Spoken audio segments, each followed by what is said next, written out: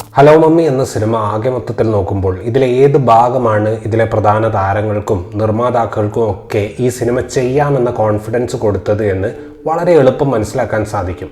സിനിമയുടെ almost second act ആയിട്ട് വരുന്ന വിവാഹത്തിന് ശേഷം നടക്കുന്ന സംഭവങ്ങളാണത്. കല്യാണത്തിന് ശേഷം വധുവിൻ്റെ വീട്ടിലേക്ക് താമസം മാറുന്ന വരൻ അവിടെ വെച്ച് മരിച്ചുപോയ അമ്മായിയമ്മയുടെ പ്രേതവുമായി ഡീൽ ചെയ്യേണ്ടി വരുന്ന അവസ്ഥ വളരെ കാച്ചി ആയിട്ടുള്ളൊരു പ്രിമൈസാണ്. അനായാസമായിട്ട് പെർഫോം ചെയ്യുന്ന ഷറഫുദ്ദീൻ കാരണം നവാഗതനായിട്ടുള്ള വൈശാഖ് ഇലാൻസ് ആ ഒരു ഭാഗം വളരെ കൺവിൻസിംഗ് ആയിട്ട് മേക്ക് ചെയ്തിട്ടുണ്ട്. പക്ഷെ സിനിമയുടെ തുടക്കത്തിലെ ചില തട്ടിക്കൂട്ട് തമാശകളും വളരെയധികം നീണ്ടുപോകുന്ന ക്ലൈമാക്സും കാരണം രസകരമായ പ്രൊമൈസിനെ പൂർണ്ണമായും ഫലപ്രദമായി ഉപയോഗപ്പെടുത്താൻ ഈ സിനിമയ്ക്ക് സാധിക്കുന്നില്ല. ബോണി പെറ്റ് ഷോപ്പ് നടത്തുന്ന കല്യാണം കഴിക്കാൻ വലിയ താല്പര്യമൊന്നുമില്ലാത്ത ഒരു ചെറുപ്പക്കാരനാണ്. പുള്ളിയാണ് നമ്മുടെ ഹീറോ.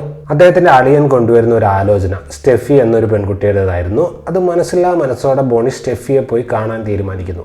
കല്യാണം കഴിഞ്ഞാൽ ചെക്കൻ പെണ്ണിന്റെ വീട്ടിലേക്ക് താമസം മാറണമെന്ന സ്റ്റെഫിയുടെ അച്ഛന്റെ നിർബന്ധം ഈ ബന്ധത്തിൽ നിന്ന് പിന്മാറാൻ തൻ്റെ കുടുംബത്തെ പ്രേരിപ്പിക്കുമെന്ന് കരുതിയിട്ടാണ് ബോണി ഇതിന് തയ്യാറാവുന്നത്.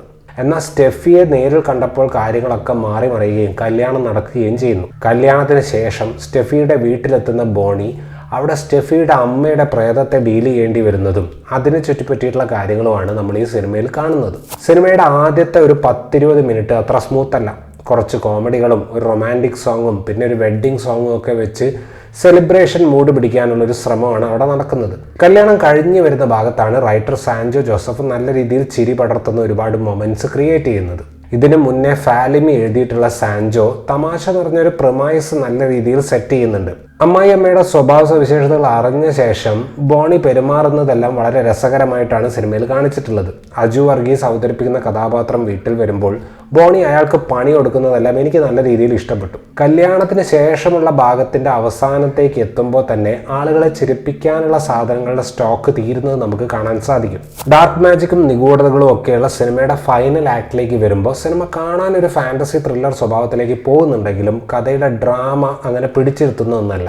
നീണ്ടു പോകുന്ന ആ ഭാഗത്തിന്റെ വിരസത കുറയ്ക്കാൻ ബിന്ദു പണിക്കർ അവതരിപ്പിച്ചിട്ടുള്ള കഥാപാത്രത്തെ ഉപയോഗിച്ചിട്ട് കോമഡിയൊക്കെ ചെയ്ത് ഫലിപ്പിക്കാൻ വൈശാഖും സാൻജോയും ഒക്കെ ശ്രമിക്കുന്നുണ്ട്. പക്ഷെ അതത്ര ഫലം കാണുന്നില്ല. സിനിമയിലേക്ക് വരുന്നതിന് മുമ്പ് ആഡ് ഫിലിംസ് ചെയ്തിട്ടുള്ള വൈശാഖ് ഒരു വൈബ്രന്റ് ആയിട്ടുള്ള വിഷ്വൽ ടെക്സ്ചർ കൊടുക്കാനാണ് ശ്രമിക്കുന്നത്. ഹൊറർ കോമഡി സ്വഭാവത്തിലുള്ള സിനിമയായതുകൊണ്ട് വൈഡ് ആയിട്ടുള്ള ലെൻസിങ് രീതികളും സിനിമയ്ക്ക് ഒരു പെക്യൂലിയർ ലുക്ക് കൊടുക്കുന്നുണ്ട്. പാട്ടുകളുടെ പ്ലേസ്മെന്റ് അത്ര ഗംഭീരമായിട്ട് തോന്നിയില്ല.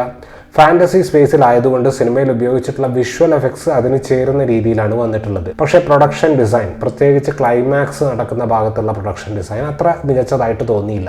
നേരത്തെ പറഞ്ഞ നമുക്ക് എല്ലാവർക്കും ഇഷ്ടപ്പെടാൻ സാധ്യതയുള്ള സിനിമയുടെ ഏരിയയിൽ ഷറഫുദ്ദീൻ നിറഞ്ഞാടുന്നുണ്ട്. കൗണ്ടർ ഡയലോഗുകൾ പറയുന്നതിലും എക്സ്പ്രഷൻ മാറുന്നതിലും ഒക്കെയുള്ള ഒരു എഫേർട്ട്ലെസ്നെസ് പുള്ളിയുടെ പെർഫോമൻസിന് മികച്ചതാക്കുന്നു. ചില സ്ഥലങ്ങളിൽ ഷറഫുദ്ദീൻ്റെ പ്രകടനം കാണുമ്പോൾ 96 പോലെയുള്ള ഒരു റൂട്ടഡ് ആയിട്ടുള്ള ലവ് സ്റ്റോറി ഇദ്ദേഹത്തെ വെച്ച് ആരെങ്കിലും ഒന്ന് പ്ലാൻ ചെയ്യണമെന്ന് തോന്നി. സിനിമയുടെ ഭാഗമായിട്ടുള്ള ഇൻ്റർവ്യൂകളിൽ കോമഡി തൻ്റെ ഏരിയ അല്ല എന്ന് ഐശ്വര്യലക്ഷ്മി സമ്മതിച്ചിരുന്നു.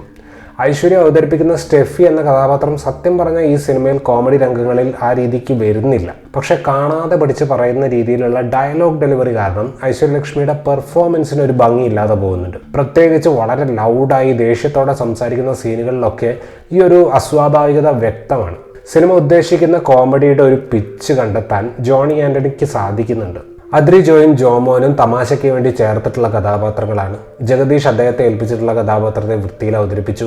ബിന്ദു പണിക്കർ, അജു വർഗീസ്, ഗംഗ മീര, ശ്രുതി, സുരേഷ് ഇവരൊക്കെയാണ് മറ്റു പ്രധാന താരങ്ങൾ. ആദ്യം തൊട്ട് അവസാനം വരെയുള്ള കഥാപാത്രം അല്ലെങ്കിലും സണ്ണി ഹിന്ദുജ എ.കെ. സന്ദീപ് ഭയ്യ തന്നെ ഏൽപ്പിച്ചിട്ടുള്ള വില്ലൻ കഥാപാത്രത്തെ നല്ല രീതിയിൽ സ്ക്രീനിൽ അവതരിപ്പിച്ചിട്ടുണ്ട്. പുള്ളിയുടെ ശബ്ദത്തിൽ തന്നെയാണ് വരുന്നത്, ഡബ്ബൊന്നും ചെയ്യിപ്പിച്ചിട്ടില്ല. കോമഡി സീനുകൾക്ക് നല്ല ഊർജ്ജം കൊടുത്തിട്ടുള്ള ഷറഫുദ്ദീൻ്റെ പ്രകടനം കാരണം ഈ സിനിമയുടെ പ്രധാന ഏരിയ ആയിട്ടുള്ള ബോണിയും മമ്മിയും തമ്മിലുള്ള എൻകൗണ്ടർ വളരെ ചിരി പടർത്തുന്ന രീതിയിൽ അവതരിപ്പിക്കാൻ സംവിധായകൻ വൈശാഖിന് സാധിക്കുന്നുണ്ട്. ഫ്രിഡ്ജ് തുറക്കുന്നതിൻ്റെ ഡ്യൂറേഷൻ, നനഞ്ഞ തുറത്ത് ബെഡിൽ ഇടാതിരിക്കുക, വീടിനകത്ത് ചെരുപ്പ് ധരിക്കാതിരിക്കുക മുതലായ പരിപാടികളൊക്കെ ഉൾക്കൊള്ളിച്ചുകൊണ്ട് ആ ഒരു എപ്പിസോഡ് നല്ല രീതിയിൽ ആളുകളെ എൻ്റർടൈൻ ചെയ്യിക്കുന്നുണ്ട്. പക്ഷെ അവസാനത്തേക്ക് വരുമ്പോൾ സ്ഥിരം ഹൊറർ സിനിമകളുടെ പാറ്റേണിലേക്ക് ഹലോ മമ്മിയും പോകുന്നുണ്ട്. മമ്മിയും ബോണിയും തമ്മിൽ അത്രയും നേരം കണ്ട കോൺഫ്ലിക്റ്റുമായി ചേർന്ന് നിൽക്കുന്ന എന്തെങ്കിലുമൊക്കെ ഉപയോഗിച്ച് ഒരു ക്ലൈമാക്സിലേക്ക് സിനിമ പോയിരുന്നെങ്കിൽ ഒരുപക്ഷെ ഇതിലും മികച്ച ഒരു സൃഷ്ടിയായേനെ ഹലോ മമ്മി.